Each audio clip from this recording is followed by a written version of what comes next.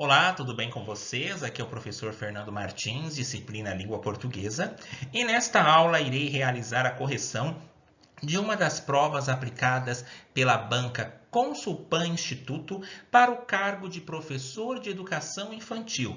Essa prova foi da Prefeitura Municipal de Quadra no ano de 2019. Estou fazendo aqui esta correção por sugestão aí de alguns alunos, pois em breve será aplicada uma prova por essa mesma banca e para um cargo aí ligado à área da educação. Vamos aí então à primeira questão, vamos verificar como se dá a estrutura de questões por essa banca, vamos nos familiarizando as mais diversificadas estruturas que a língua portuguesa nos proporciona.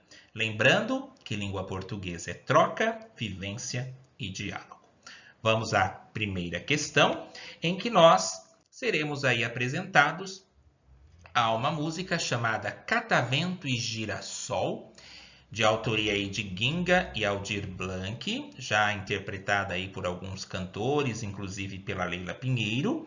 Vamos conhecer então qual é a história, qual que é o contexto dos personagens aqui desta canção. Acompanhem comigo. Meu catavento tem dentro o que há do lado de fora do teu girassol. Percebam que logo aqui no primeiro verso, nós vamos ter a expressão dentro, meu catavento tem dentro o que há do lado de fora do teu girassol. Então, nós vamos perceber que dentro, a pessoa aqui ela é mais contida e de fora, a pessoa não é tão contida assim. Nós vamos, dessa maneira, identificar o quê?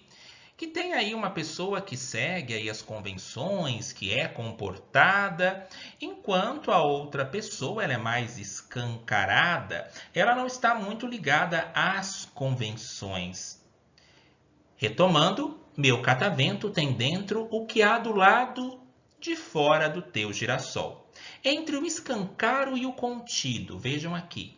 Entre o escancaro e o contido, eu te pedi sustenido e você riu bemol. Percebam que aqui é colocado como se fosse aí uma nota musical, um pedido, em que ela pediu para que ele fizesse algo de uma determinada forma. Ela pediu sustenido e você riu bemol. Então percebam que aqui os opostos há uma questão de oposição em que há o ser contido e o ser não contido, em que um não está obedecendo o outro. Então, olhem, entre o escancaro, o que mencionei anteriormente, entre o que é escancarado e o que é contido mais para dentro. Você só pensa no espaço, eu exigi duração. Então, você só pensa no espaço, está mais no mundo da lua. Eu exigi duração, eu estou mais em terra firme, mais contido. Eu sou um gato de subúrbio, você é litorânea. Percebam aqui que há uma discussão. Ela fala assim, olha, eu sou contida, você não acaba me obedecendo, você só pensa no espaço e eu exijo duração. E aqui um outro narrador vai responder, eu sou um gato de subúrbio, você é litorânea, você gosta mais do litoral, de viver no sossego. Eu sou mais do subúrbio, eu gosto de viver em um outro ritmo que não é o seu ritmo. Quando eu respeito os sinais, vejo você de patins, vindo na contramão. Mas quando ataco de macho, você se faz de capacho e não quer confusão. Nenhum dos dois se entrega, nós não ouvimos conselho. Eu sou você que se vai no sumidouro do espelho.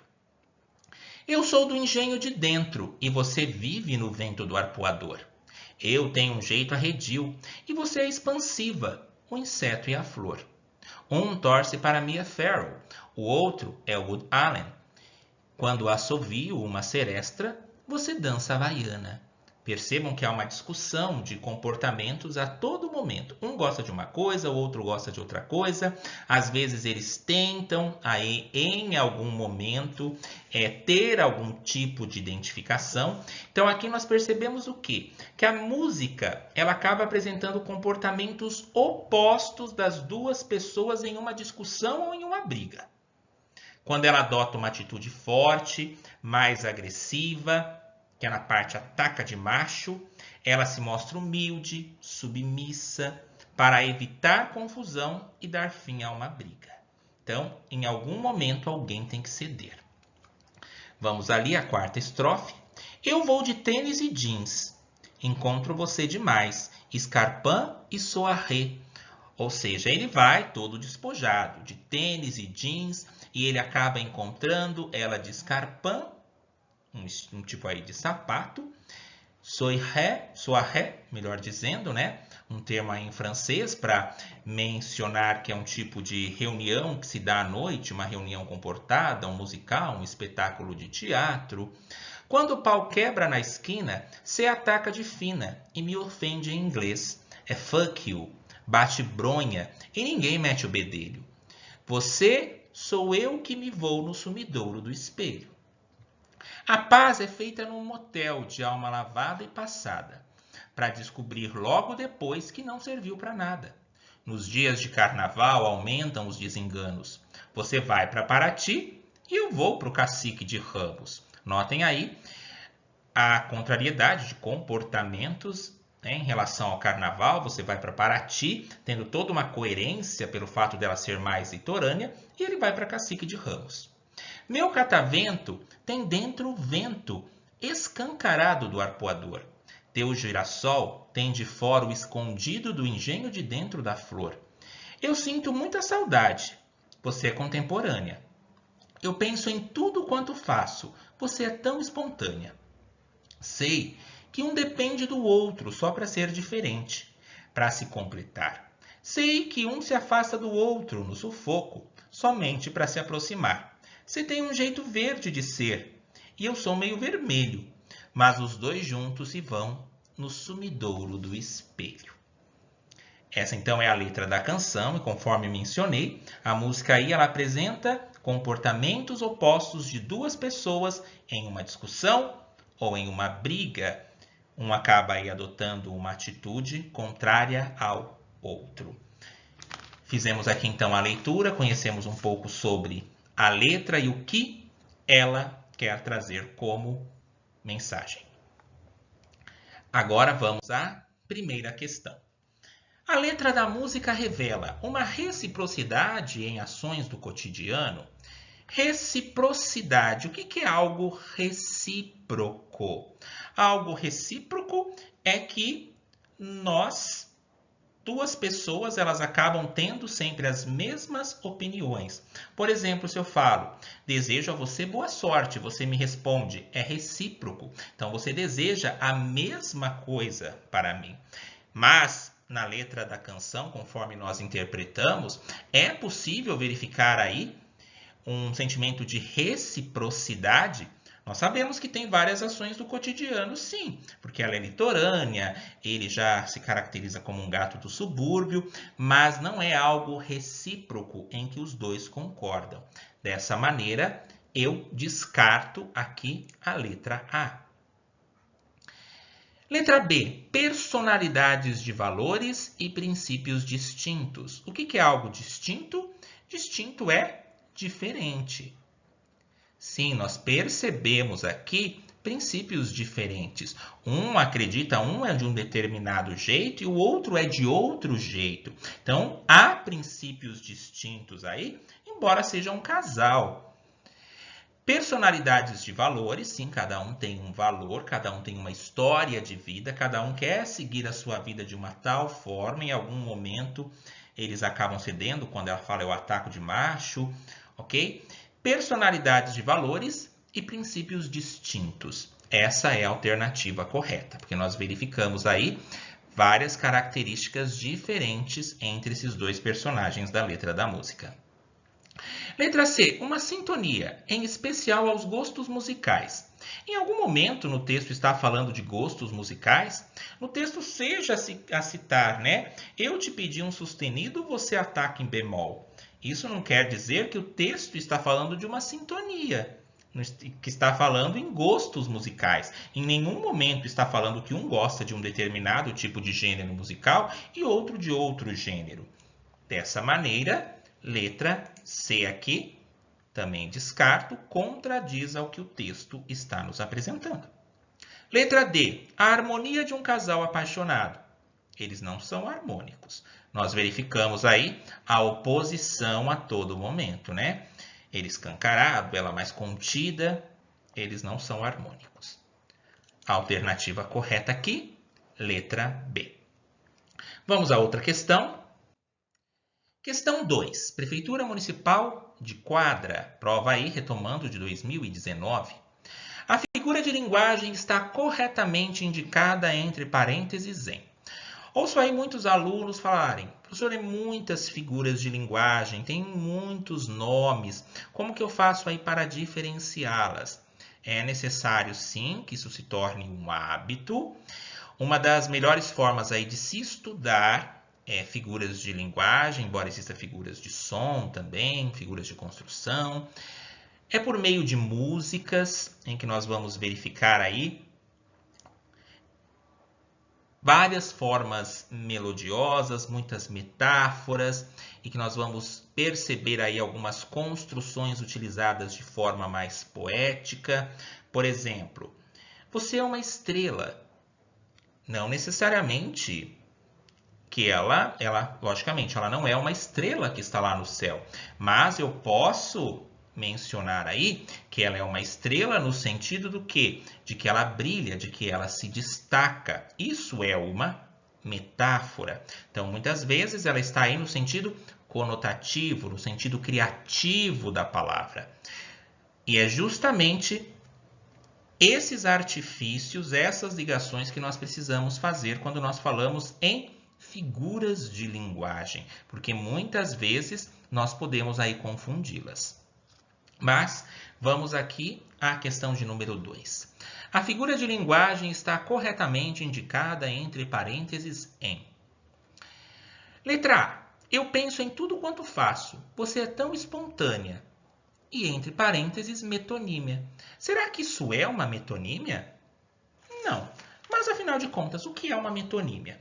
A metonímia ela é uma figura de linguagem em que um objeto é designado por uma palavra que se refere a outro, por existir aí uma relação entre os dois, uma relação de aproximação.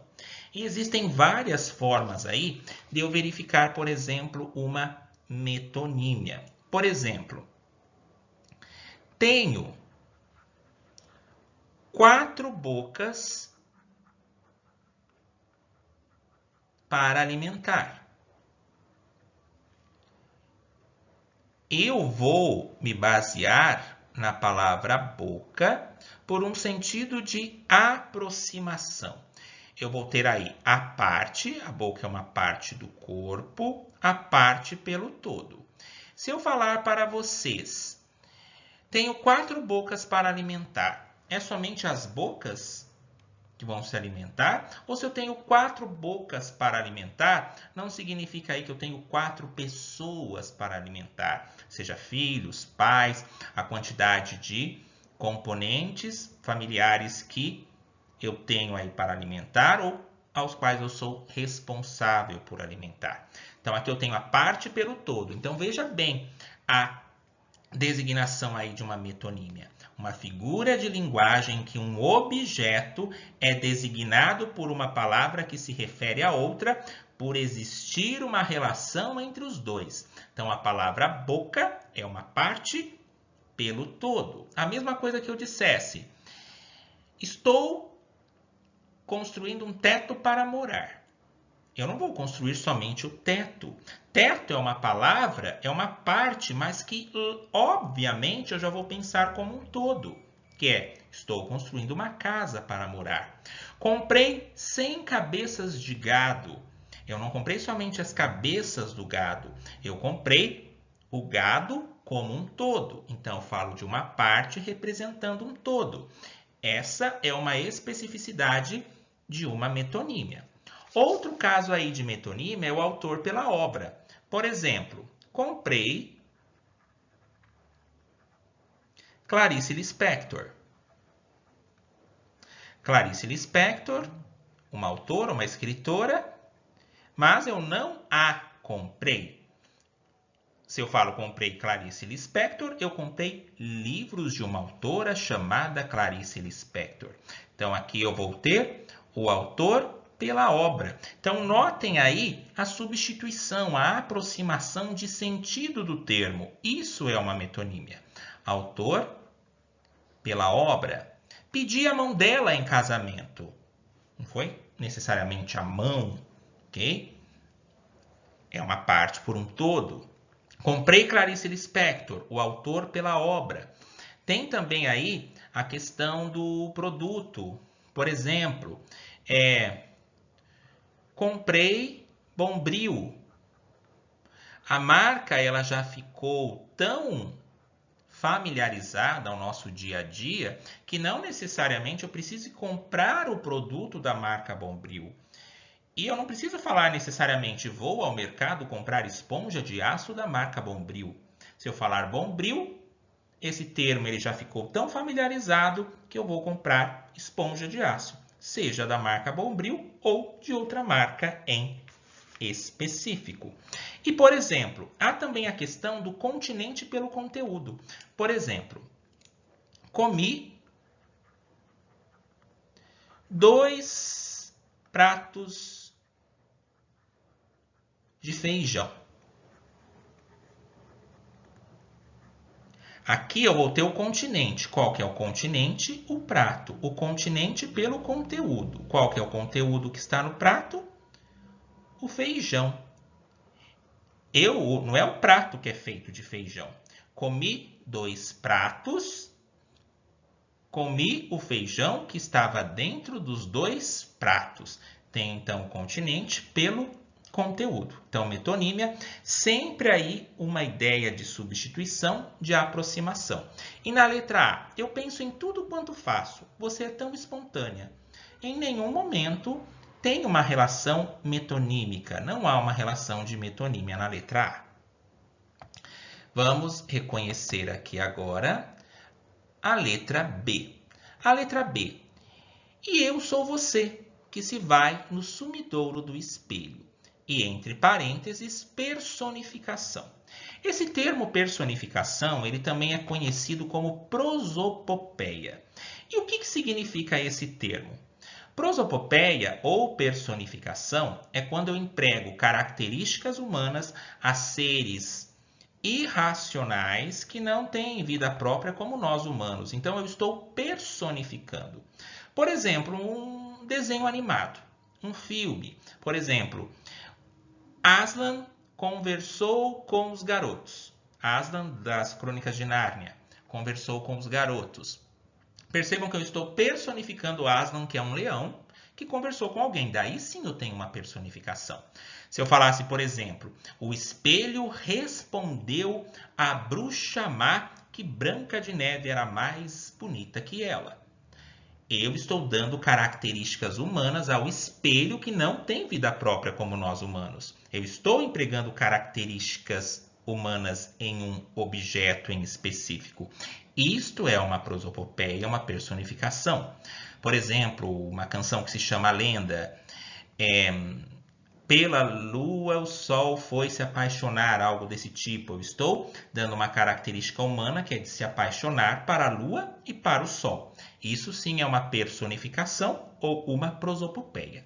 E a letra B. Eu sou você que se vai no sumidouro do espelho. Não tem uma relação de personificação. Teria uma relação de personificação ou prosopopeia se fosse conforme o exemplo que eu mencionei. O espelho respondeu à bruxa má que Branca de Neve era mais bonita. Sendo assim, não tenho essas relações estabelecidas nem de metonímia na letra A, nem de personificação na letra B. Letra C. Entre o escancaro e o contido. e eu te pedi sustenido. Antítese. O que é antítese? Antítese são as relações contrárias. E essas relações contrárias, elas ficam o quê? Bem estabelecidas. É diferente de um paradoxo. O que é um paradoxo? Paradoxo também são ideias contrárias, mas que há ali uma incoerência. Por exemplo, se eu me basear em um poema de Luís Vaz de Camões, conforme também já até mencionei em outros vídeos, só para ficar mais claro aqui essa relação, se eu mencionar a seguinte parte do poema, eu posso colocá-lo da seguinte maneira: amor é fogo que arde sem se ver, é ferida que dói e não se sente. Como que uma ferida pode doer e eu não sentir? Existe aí uma relação contrária, mas que é incoerente. Agora, na antítese, é o contrário, mas é uma ideia que fica bem estabelecida. Como se eu mencionasse, por exemplo, a vida é mesmo assim, dia e noite, não e sim. Aí sim, dia e noite são contrários que ficaram bem estabelecidos. Então, muito cuidado aí com as relações de antítese e paradoxo. Entre o escancaro e o contido. Notem aqui, escancarar e ser contido. Contido, mais para dentro. Você é uma pessoa muito contida. Você é uma pessoa reservada. Você é uma pessoa discreta. Escancarado. Você é uma pessoa para fora. Você não é nada contida. Você tem um gênio mais explosivo. Aqui sim eu tenho uma relação de antítese. Então, a letra C é a alternativa correta. Letra D. Eu vou de tênis e jeans. Encontro você demais. Escarpão e soirée. Eufemismo. O que é o eufemismo? O eufemismo é aquela figura de linguagem a qual eu vou utilizar alguns termos mais suaves, vou procurar palavras mais ali apropriadas, para utilizar em alguma situação que possa parecer grotesca e que possa vir a ofender alguém. Por exemplo, aquele homem praticou atos ilícitos. Atos ilícitos é a mesma coisa que eu mencionasse. Aquele homem roubou, mas pode soar agressivo para alguém. Então, eu vou utilizar eufemismos. Eu vou suavizar alguma expressão que possa parecer grosseira a alguém. E será que na letra D aí eu vou de tênis e jeans? Encontro você demais, escarpão e soirée. Tem algo aí demais nisto? Não. Ele vai de tênis e jeans e encontra ela de escarpão. Soirée num ambiente mais sofisticado, mais reservado, enquanto ele está num ambiente mais despojado. Não tem nada demais aqui em utilizar esses termos.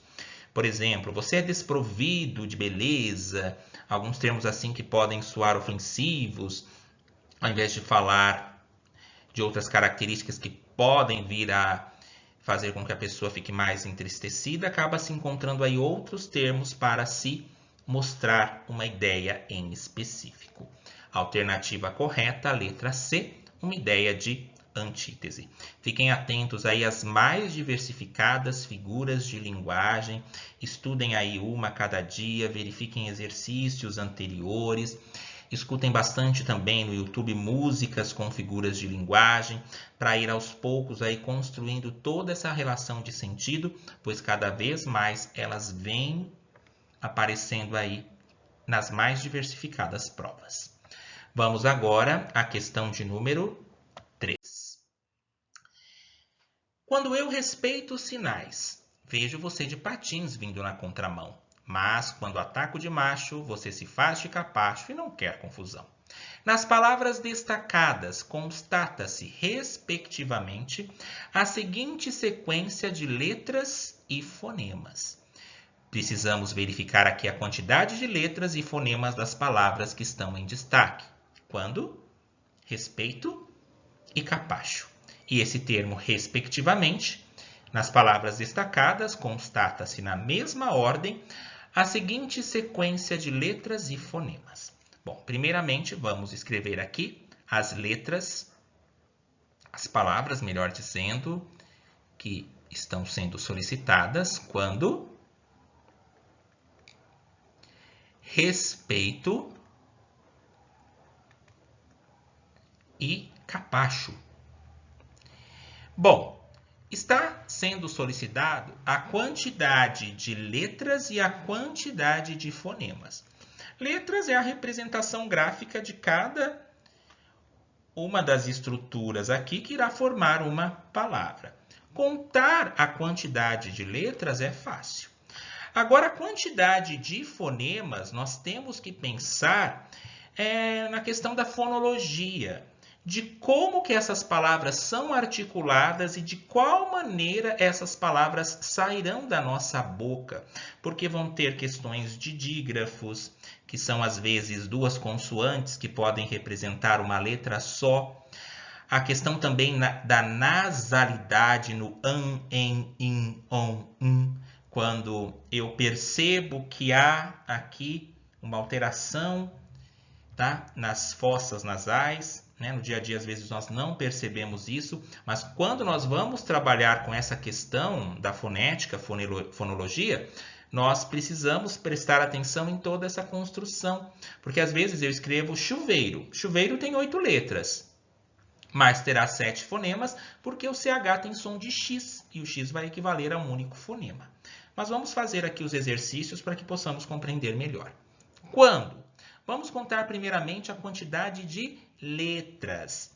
Esse aqui é a forma contar letras. Vamos verificar isso aqui facilmente. Quando tem 1, 2, 3, 4, 5, 6 letras. 6 letras. E agora, quantos fonemas tem a palavra quando? Quando eu pronuncio essa palavra quando, quantos sons nós reproduzimos ao pronunciar essa palavra? Quando? Sinto o som do quê? Sinto. Quando? Sinto o som do U? Sinto. Quando? Esse AN aqui, vejam só, ele é um dígrafo nasal. Quan. Então, foneticamente, ele é representado com o til. Letras nós vamos contar conforme a grafia da palavra. Fonema conforme a reprodução do som. Quando? Então, nesses termos, desde que eles estejam na mesma sílaba, an, en, in, on, eles são dígrafos nasais e eles são representados foneticamente pelo til aqui. Sinto o som do D quando eu falo quando. Sinto o som do D. Sinto o som do O? Sinto o som do O. Então, quando tem 6 letras e 5 fonemas. Por que 5 fonemas, professor? Por causa do quando, que o an, ele é um dígrafo nasal que vai ser representado somente como uma única reprodução de som e vai equivaler aqui a um único fonema. 6 letras e 5 fonemas. Agora, respeito. Quantas letras tem a palavra respeito? O R, o E, o S, o P, o E, o I, o T e o O. Dessa forma, eu vou contar 1, 2, 3, 4, 5, 6, 7, 8. Aqui a presença de 8 letras. Fonemas. Quando eu falo respeito, sinto o som do R? Sim. Sinto o som do E? Também. Sinto o som do S? Também. Sinto o som do P? Sim, eu sinto. Sinto o som do E? Sinto. Sinto o som do I? Também. Sinto o som do T? Sim. Sinto o som do O? Também. Aqui percebam que quando eu falo respeito, eu sinto cada uma das palavras, não há nenhuma nasalidade, nenhum encontro aí entre duas consoantes iguais que possam representar uma letra só. Dessa forma, respeito tem 8 letras e 8 fonemas. capacho. Vamos lá? Capacho tem 1, 2, 3, 4, 5, 6, 7 letras. 7 letras. Quando eu falo capacho, sinto o som do C? Sim. Sinto o som do A? Sim. Sinto o som do P? Também. Sinto o som do A? Também sinto. Agora, olha só, o capacho. Embora ele seja escrito com CH, eu não sinto o som desse C nem o som desse H, eu sinto o som de X. Então, esse CH, ele tem 2 letras, mas é representado como um único fonema. Então, olha, eu tenho 5 e sinto o som do O também. Então, no capacho eu tenho 7 letras e 6 fonemas. E aí, qual que é a alternativa correta? Quando tem 6 letras e 5 fonemas. Já descarto, então, a letra A, a letra B e a letra C. Respeito, 8 letras e 8 fonemas, tá? Geralmente eu contabilizo aí a quantidade de fonemas colocando barras oblíquas aí para separá-los. Fica mais fácil assim de determinarmos os sons que elas expressam. Respeito, 8 letras e 8 fonemas. Descarto as demais opções ali. Capacho, tenho 7 letras e 6 fonemas. Dessa forma, tem então a letra D. Agora, 2 exemplos aqui. Veja só, para irmos para outra questão. Passarinho. Passarinho, eu sei que tem 10 letras. Vamos contar os fonemas. Sinto o som do P? Sinto. Sinto o som do A? Sinto. Passarinho, aqui eu tenho 2 S's. Se tivesse um S só, ficaria passarinho, teria um som de Z. Mas passarinho, eu tenho aqui 2 letras S, isso se chama dígrafo, que são 2 letras que representam um único som. No alfabeto, eu falo letra S ou letra S? Eu falo letra S. Então, esses 2 S's, ele é representado foneticamente como um único S por causa do som que ele expressa. Sinto o som do A? Sim. Sinto o som do R? Passarinho? Sinto. Sinto o som do I? Sim. E olhem aqui o NH. Ele também aqui vai ter uma nasalidade. Passarinho. Passarinho. Como se eu falasse, por exemplo, El Niño. E o O aqui que eu sinto o som dele. Então, vou ter 10 letras e 8 fonemas. Então, dicas. Fiquem atentos ao que é um dígrafo. Fiquem atentos ao que é um dígrafo nasal. Saiba aí diferenciá-los. E peguem aí várias palavras para praticar exercícios em relação a esse tipo de conteúdo. Vamos aí à próxima questão. Questão 4. Assinale a opção que apresenta erro quanto à divisão silábica. Vamos lá? Completar. Completar. Certo. Passada. Passada. Sabemos que, diante dessas consoantes aqui, elas não podem ficar na mesma sílaba, então há uma separação. Letra A, não há erro. Normal. Letra B. Aumentam. Eu não posso separar esse A desse U, porque senão fica aumentam.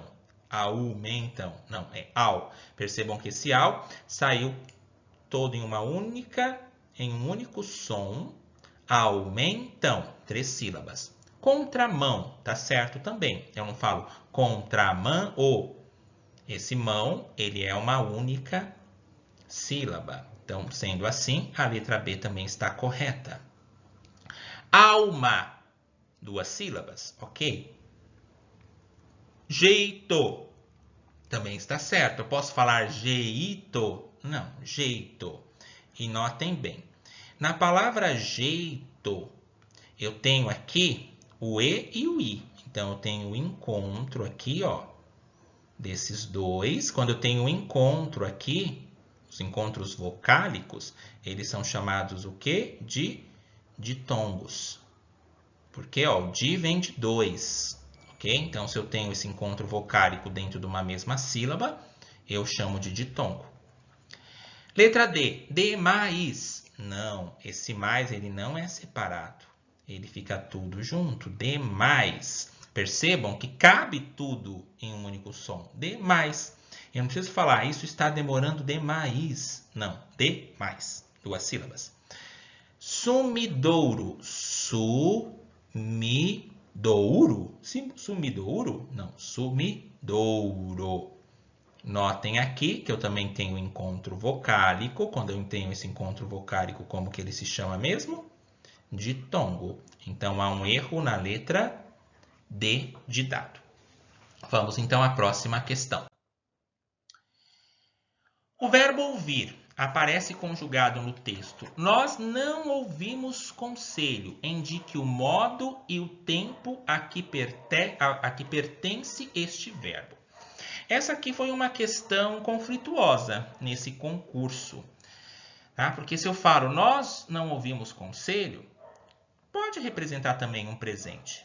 Nós não ouvimos conselhos, também pode representar um passado, vai depender muito do contexto. Então, muitos ali mencionaram até mesmo uma espécie de anulação dessa questão, mas ela acabou sendo considerada o gabarito oficial dessa questão aí, número 5, como a letra A. Mas nós vamos aí perceber que pela letra da canção, tá? Que pelo fato de ser ali uma questão de hábitos dos dois personagens, pelo fato do texto apresentá-lo quase todo ele diante de um momento presente, então muitos acreditavam aí a questão ser a letra D, indicativo presente. Mas, diante disso, vamos aí nos ater à explicação do que é indicativo, subjuntivo, e o que é um pretérito, o que é um futuro do presente, pretérito imperfeito. Vamos nos ater aqui a essa explicação. Vou mostrar para vocês no gabarito oficial qual foi a resposta, mas vamos nos basear, vamos nos apegar, melhor dizendo, à questão do que significa tempo e modo verbal. Tem aí outros vídeos também, porque em vários concursos acabam aparecendo esse tempo aí. O verbo é um dos elementos aí gramaticais que mais flexões existem, então nós precisamos prestar muita atenção a eles. Tempos e modos. Quando eu falo em tempo verbal, eu estou falando em tempo presente, passado e futuro. Então, presente, passado, que também é chamado de pretérito. Então, passado e pretérito é a mesma coisa. Esse pretérito, ele pode aparecer como pretérito perfeito, pretérito imperfeito e pretérito mais que perfeito.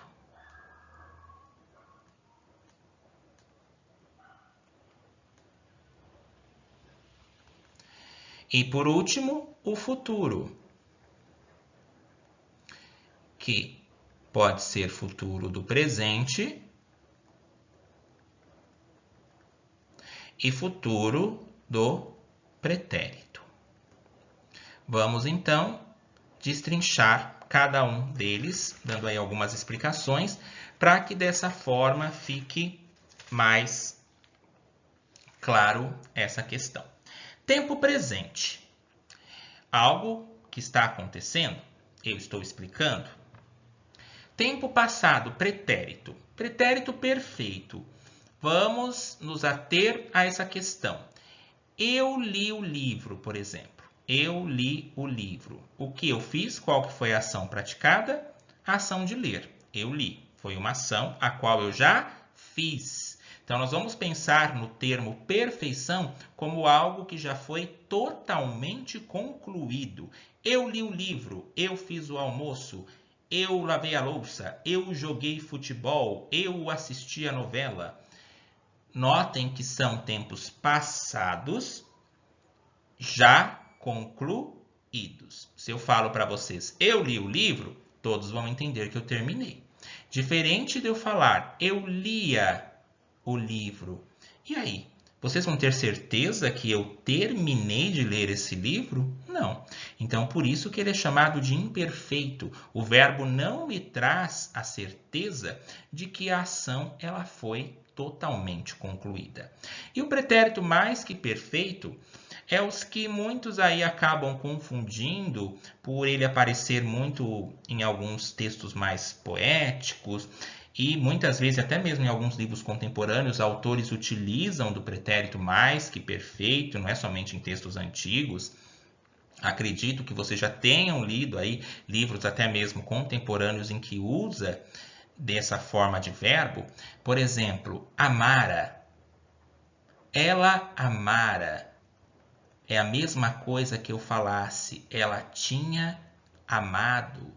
Então, percebam que aqui eu vou falar pretérito mais que perfeito, porque eu tenho aqui algo composto que é formado por dois verbos, o verbo ter e o verbo amar, um verbo auxiliar com outro verbo.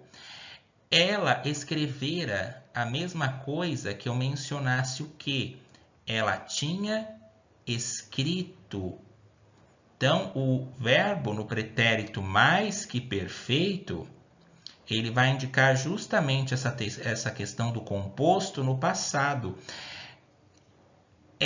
Ele partira pela manhã, ele tinha partido pela manhã. Ela cozinhara perfeitamente, ela tinha ou ela havia cozinhado perfeitamente. Então, guardem bem essa estrutura em relação ao pretérito mais que perfeito. Futuro do presente. Eu penso no presente em algo que ainda vai acontecer no futuro. Por exemplo, acordarei cedo. Olha a terminação aqui. Acordarei. Estou pensando no presente em algo que ainda vai acontecer. Futuro do presente. Futuro do pretérito. Acordaria cedo. Acordaria cedo se o relógio tivesse despertado. Vejam só, tem um obstáculo aí. Eu faria alguma coisa, então eu projetei alguma coisa para o futuro que não pôde ser concluída por causa de um obstáculo. Nessa frase que eu utilizei, foi justamente pelo fato do relógio não ter despertado. Eu emprestaria dinheiro a você se tivesse recebido. Eu projetei algo no futuro, mas que não foi concluído por causa de um obstáculo, o C aí, se tivesse recebido, que acabou voltando e ficando no passado como não concluído. Então, guardem bem essas terminações rei, iria, para guardar de uma vez por todas essas questões de pretérito perfeito, imperfeito, mais que perfeito.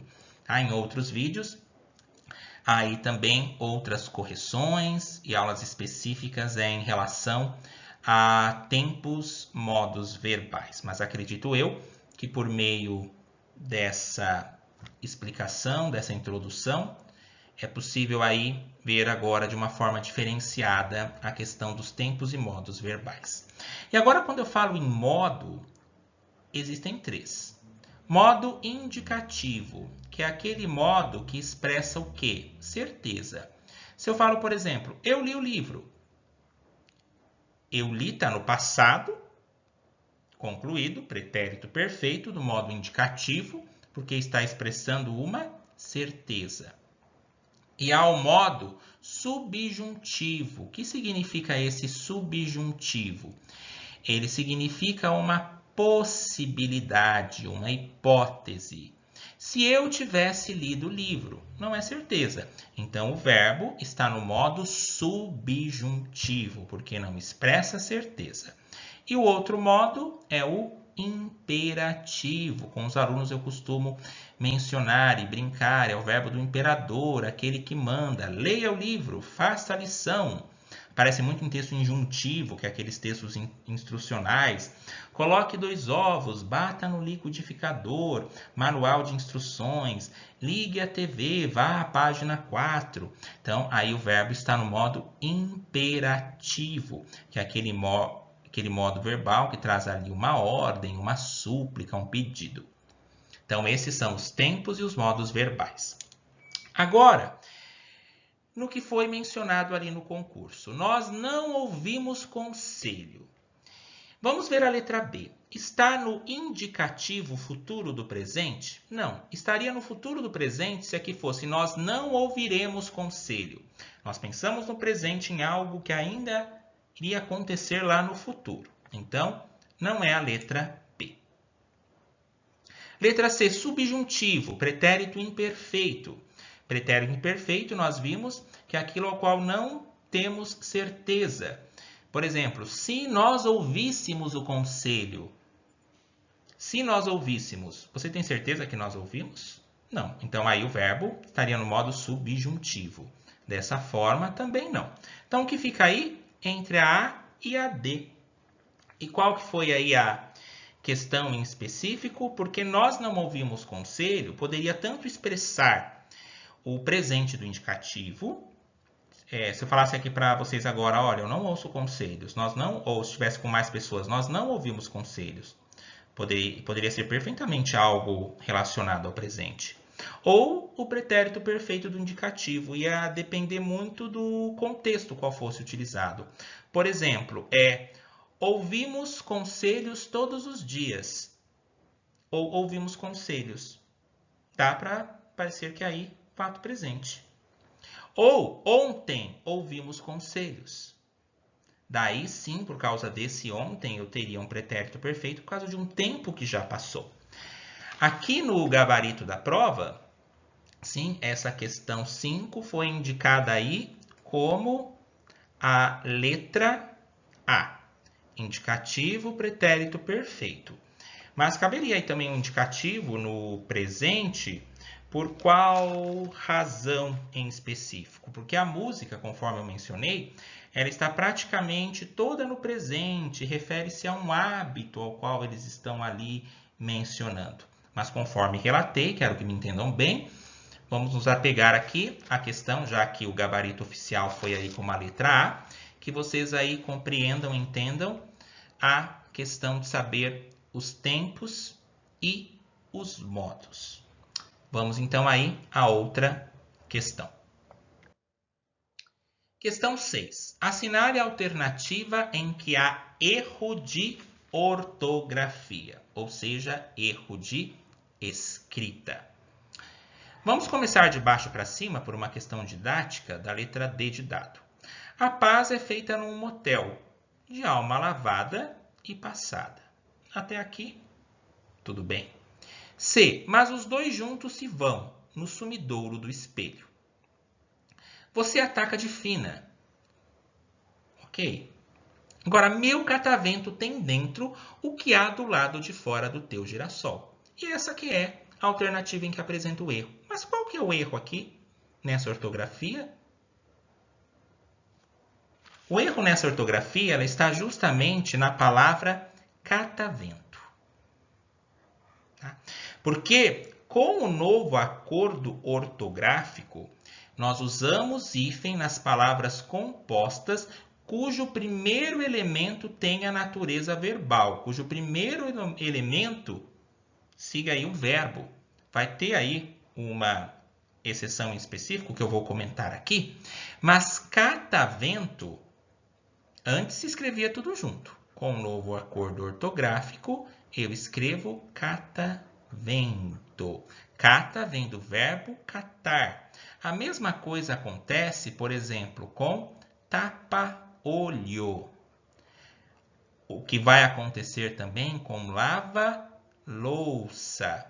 O que vai acontecer com guarda-roupa. Verifiquem que os primeiros elementos aqui são naturezas verbais, são verbos. Catar, tapar, lavar, guarda-roupa, guardar. Sendo assim, essas palavras com natureza verbal, elas têm esse hífen, catavento, que era escrito tudo junto anteriormente, agora escreve-se com o hífen. Há algo que nós precisamos prestar atenção. Por exemplo, paraquedas. Antes se escrevia dessa forma, paraquedas.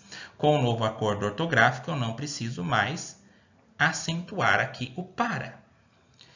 Mas o paraquedas, percebam, mas você pode me perguntar, mas para não é de natureza verbal, professor? Não vem do verbo parar? Parar uma queda?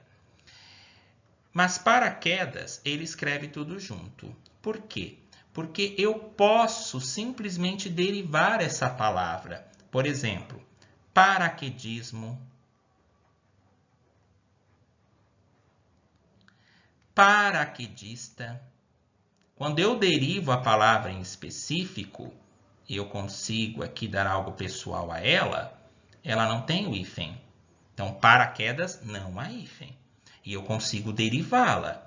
De paraquedas, paraquedismo, paraquedista. Agora, eu não posso falar cataventista, tapaulista, lavaloucista. Tá? São palavras que, por si só, elas têm um significado e que não é possível uma derivação aí. Mas paraquedas, eu consigo criar palavras derivadas dela. Então, paraquedas, fiquem atentos. Sem hífen. Catavento com hífen. Dessa forma, a alternativa incorreta, conforme o exercício pede, é a letra A. Vamos aí a outra questão. Então, lembrem-se, língua portuguesa é troca, vivência e diálogo. Estamos aqui debatendo, estamos aqui estudando juntos, para que dessa forma vocês possam aí direcionar, organizar melhor os estudos de vocês, porque diante de um exemplo que aparece, vocês podem aí construir outros exemplos, aprimorar melhor aí o roteiro de estudo de vocês. Vamos dar aqui continuidade. Na questão 7, no trecho, mas quando ataca o de macho, você se faz de capacho e não quer confusão. O melhor significado no contexto para capacho é. Essa questão é a questão de número 7. Então, vamos aí verificar qual que é o seu significado. No trecho, mas quando ataca o de macho, você se faz de capacho e não quer confusão. Olha, você se faz de capacho. O que é um capacho? Você chama alguém, olha, você é um capacho. Eu chego a ser grosso com alguém, né? Você é um capacho. Você é uma pessoa que acaba ali não tendo atitude e não quer confusão. O melhor significado no contexto para capacho é pessoa que causa desapontamento? Não, porque para causar desapontamento a pessoa tem que ter uma reação para que a outra fique desapontada. E aqui você se faz de capacho, significa que a pessoa ela fica recuada ali, não tem nenhum tipo de atitude, ela vai ter uma reação totalmente subserviente, totalmente submissa. Então, não é a letra A. Letra B. Pessoa servil. Sim. No sentido denotativo, capacho significa um tapete. No sentido denotativo, significa no sentido dicionário, ao pé da letra. Mas quando eu utilizo no sentido conotativo, que é no sentido criativo da palavra, se eu falo assim, você é um capacho, quer dizer que todo mundo pode passar por cima de você, ok?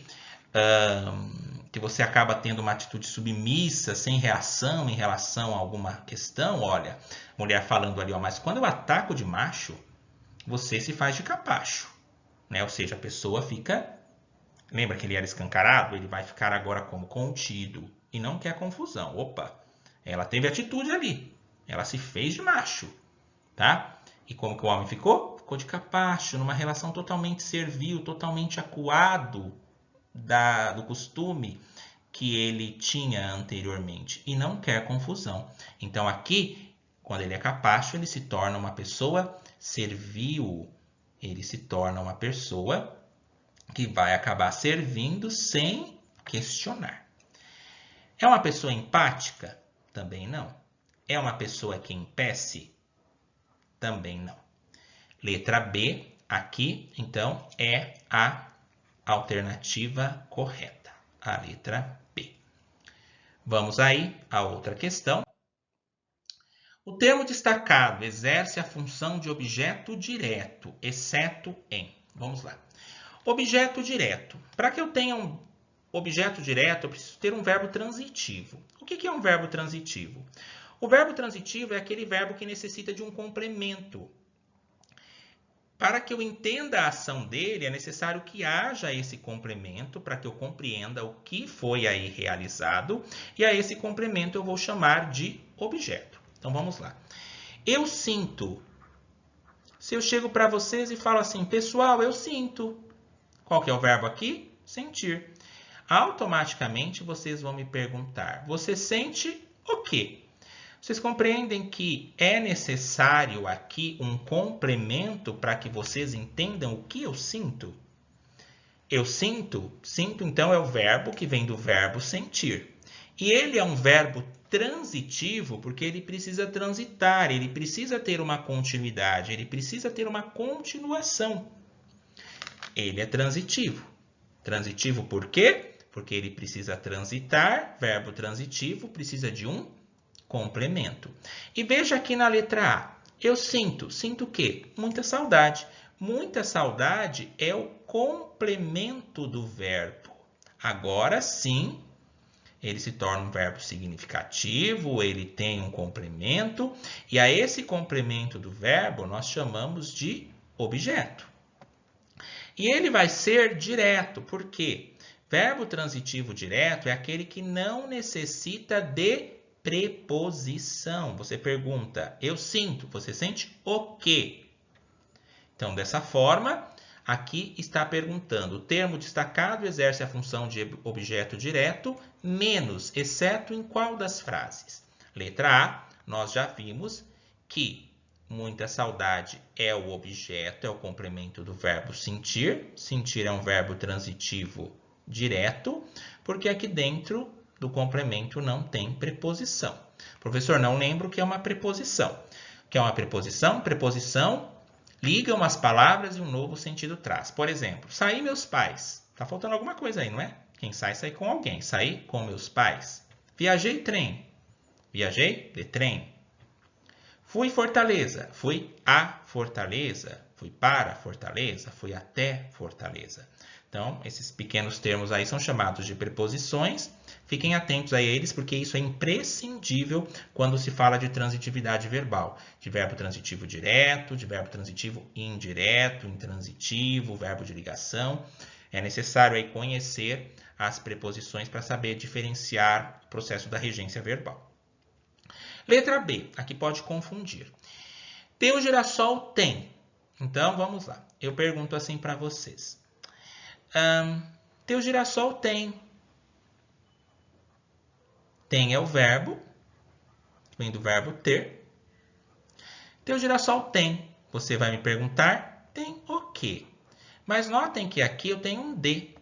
Teu girassol tem de. Tá? Então aqui não há problema, porque o tem ele vai aceitar o ok, não de quê. Teu girassol tem de fora o escondido do engenho de dentro da flor. Então aqui eu tenho também o verbo ter como um verbo transitivo e o de fora como um objeto, porque acaba complementando o sentido do verbo ter. Nós não ouvimos. Vamos lá, mesma coisa. Chego para vocês e falo, pessoal, nós não ouvimos. E vocês vão me perguntar, nós não ouvimos o quê? O verbo ouvir precisou de um complemento? Sim, portanto, o verbo ouvir ele é um verbo, ele é transitivo porque necessita de complemento. E qual que é esse complemento? Conselho. Qual que é o nome de um complemento de um verbo? Objeto. Um objeto direto, porque aqui não há preposição. E na letra B de bola, vocês podem se perguntar, mas esse daqui, o tem, ele acabou perguntando tem o quê? O que sobrou aí para nós? Sobrou a letra D de dado. O que nós temos que prestar atenção aqui? Na letra D está escrito, você é litorânea. E o que está grifado aí? A palavra litorânea. Esse é aqui, ele não é um verbo de ação. Percebam que em todas as outras alternativas eu tenho um verbo de ação. Eu tenho o verbo sentir, eu tenho o verbo ter, tenho o verbo ouvir. E aqui eu tenho o verbo é, que vem do verbo lá ser estar, né? Indo por inglês, lá para o verbo to be. Tem o verbo ser estar, que não é um verbo de ligação. E esse verbo, que não é um verbo de ação. E esse verbo de ligação, ele está o quê? Ele está ligado a uma característica aqui do sujeito, que é chamado do quê? De predicativo. O que é um predicativo? Predicativo é a característica que é dada ao sujeito, que é você. Então, tem aqui um predicativo do sujeito. Então, o que é um predicativo? Característica dada ao sujeito ligado por um verbo de ligação. Então, precisamos aí prestar atenção nessas conformidades. Mas o que é um verbo de ligação, professor? Um verbo de ligação, ele também é chamado de estado. Por quê? Porque ele expressa um estado de uma pessoa e não uma ação. Isso é um verbo de ligação e um verbo de estado. Daí tem até uma formulazinha para nós guardarmos aí alguns dos verbos de ligação, que é o CP PA FICOA. C, P, PA, FI, CO, A. C vem do quê? Do verbo ser. Ser, estar.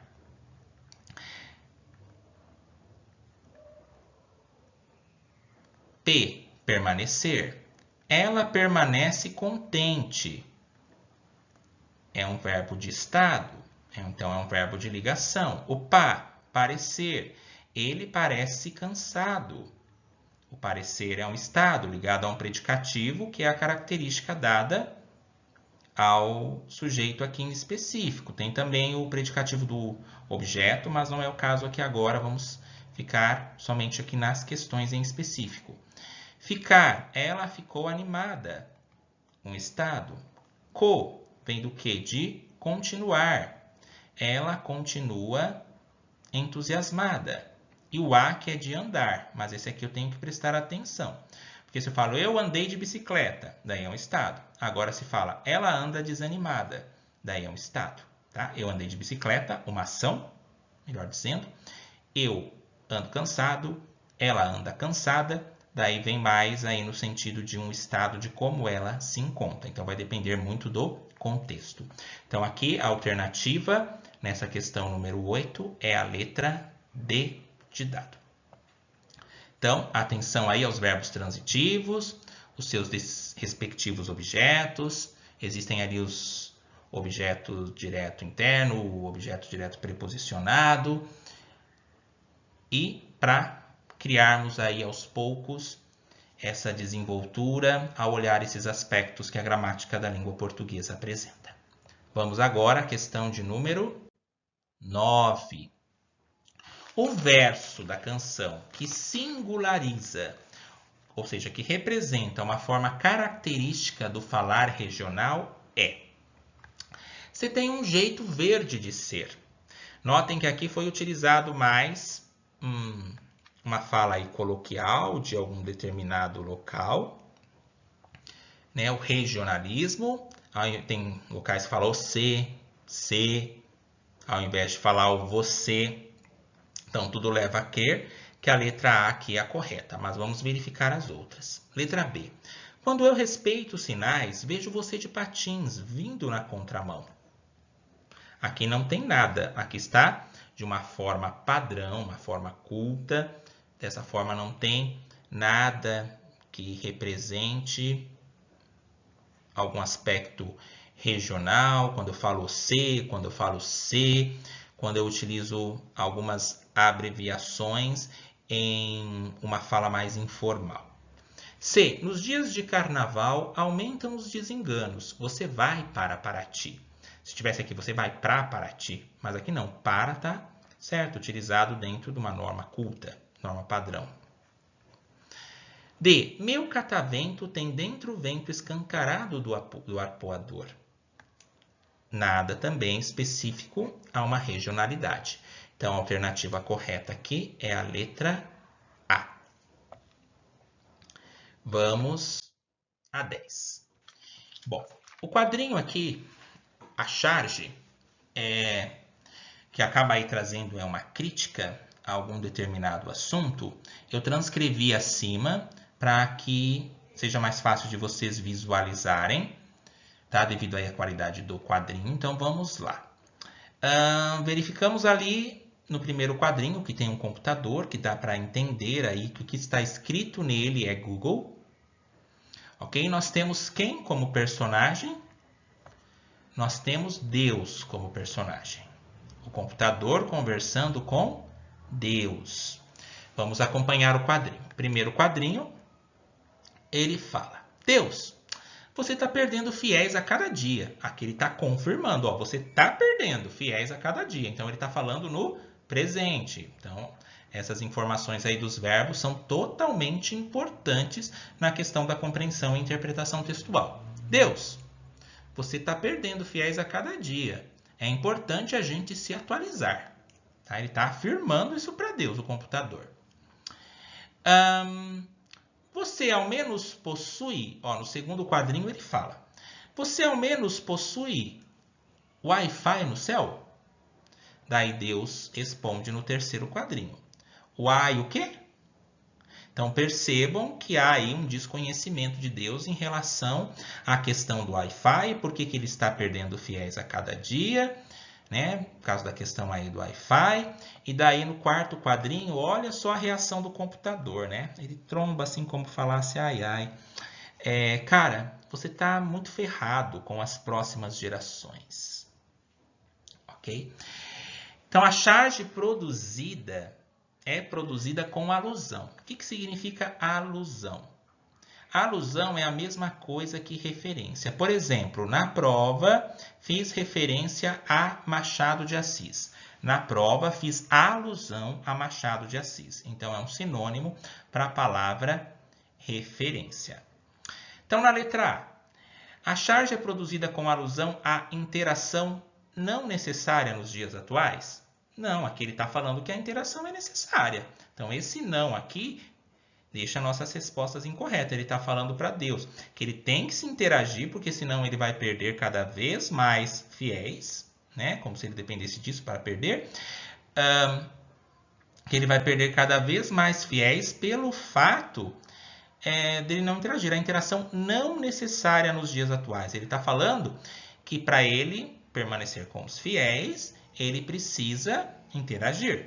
A charge é produzida com alusão à interação não necessária nos dias atuais?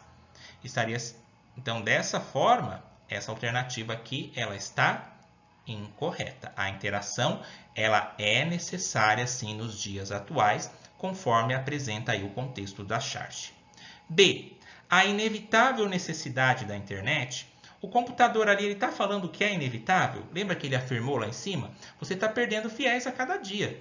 Então, a inevitável necessidade da internet. Ter a internet é algo inevitável, é necessário que tenha. C. Ao desprestígio das igrejas em relação aos jovens, aqui está indo completamente contradizendo o que apresenta na charge. Em nenhum momento está falando de desprestígio das igrejas em relação aos jovens. Letra C, incorreta. Letra D, a depreciação das tecnologias de informação. Em nenhum momento o computador está depreciando a sua própria tecnologia.